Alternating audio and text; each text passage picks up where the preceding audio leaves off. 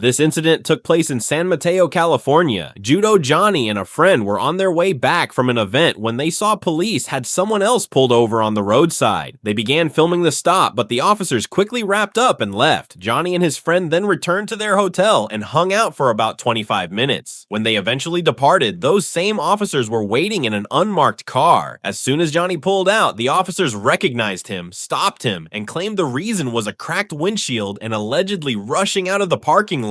From Johnny's perspective, this wasn't a coincidence. It was retaliation for filming and for his history of First Amendment auditing. On the footage, you can hear the officer explain that the stop would take longer because someone nearby was filming and yelling at them, and they didn't want to turn their backs. They also ordered Johnny to shut off his engine, leaving him and his passenger sitting in a hot car. The officer framed the cracked windshield as the legal justification, but the sequence, waiting in an unmarked car for over 20 minutes before moving in, raises real questions about motive. To Johnny, it looked less like traffic enforcement and more like harassment for exercising a constitutional right to record police activity.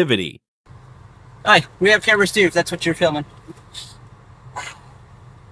The reason I stopped you is a cracked windshield, and is there a rush to get out of that parking lot as quick as you did? Oh. Just asking.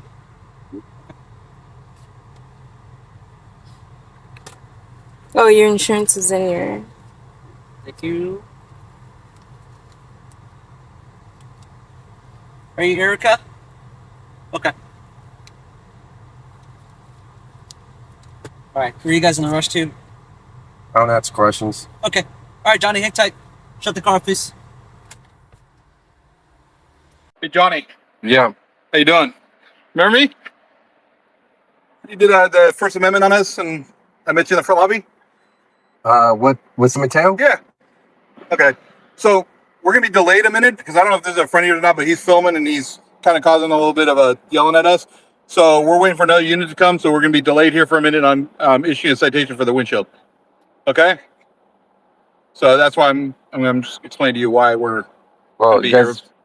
you guys got 20 minutes, I believe, for Well, now when traffic someone's stop. causing a problem where we can't turn our backs and work at your Recording So I don't know not, if you know him or not, but if someone's recording you, there's no login stat, there's No, no problem. How's I don't that? have a problem with him recording, but he's yelling at us and we're not going to turn our back on him. You know what I mean? For our safety. Okay? So it'll be a minute. Once the unit gets here, we'll finish up what we're doing and you'll be on your way. All right, well, 20 minutes, 20 minutes. Pardon me? Can't. Hey, I'm just trying to be open with you, you know? All right, do what you gotta do, man. Okay? So just hold tight and we'll get you out of here as soon as we can. All right? This guy was sitting, waiting for me to pull out because me and Furry saw him. And then he saw us recording, so he's waiting for us to pull out for like 20 minutes. As soon as I pulled out, he pulls me over, says it. I was speeding out of the fucking, in a hurry, out of the parking. Now he's saying it's for a cracked windshield. Look at this douche.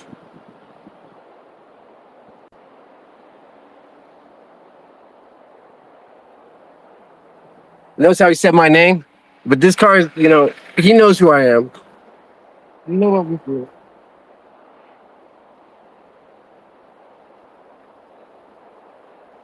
They got us sitting in this car in the sun, made me turn off my engine so we can't have no air conditioning. Back. Sorry about that.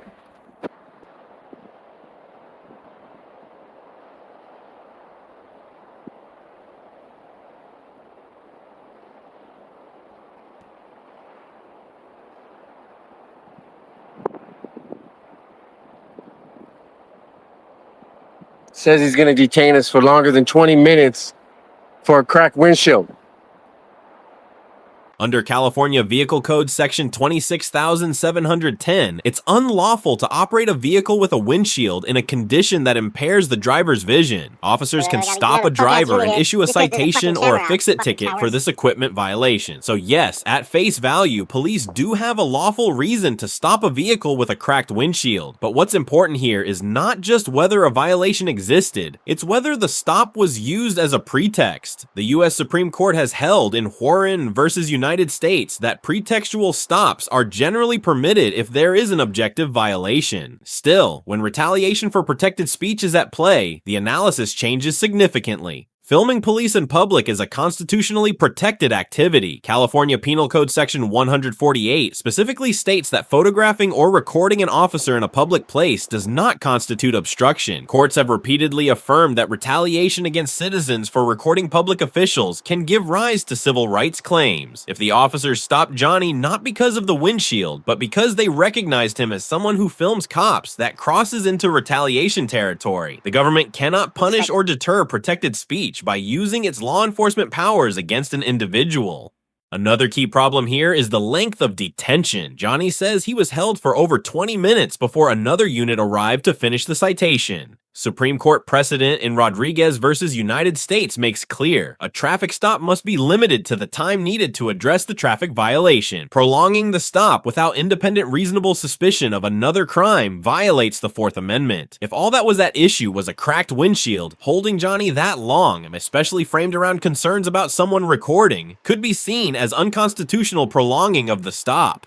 Johnny also raises the point that this department has faced scandals in the past, including officers charged with serious crimes. While every officer should be judged individually, credibility of the agency does matter to the public. When a department has a track record of misconduct allegations, it's harder for citizens to trust that a stop like this is about safety and not retaliation. The optics here, waiting in an unmarked car, following someone who just filmed and then pulling them over for a minor equipment violation, only feed into that distrust. I remember now. This is that jackass that said they were always professional. And they just recently got another cop on sexual assault charges from the same department. So there's two police officers from the same department for sexual assault within 2 years. Just talking about they always professional. There's a rapist cop. He got charged for raping over 5 women from the same police department. Probably buddies with this guy right here. Now he wants to try and detain me in a hot car for over 20 minutes for some bullshit. For someone recording, practicing the First Amendment right.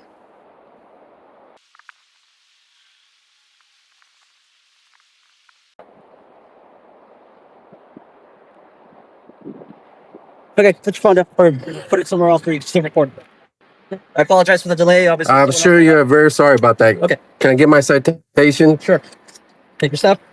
Yeah. Sign here. So basically, it's a fix-it ticket, and it's actually owner's responsibility. Okay, so need you to sign here. Sign it here. It's not a minute deal. Just promise to take care of the ticket. All right. Sign it, please, the right way. Where? You didn't even sign it in the box. That's how I sign. Sign it. Where do you want me to sign? Listen, just sign it the way you. Just tell me where you want me to sign. In the box. In the box. Okay, here's the box. Thank you. Appreciate your cooperation. Yeah, I bet. Just rapist cop. You guys got another rapist cop on your force now? Are you one of them? Have a good day. How many women have you battered or raped, huh? Piece of shit.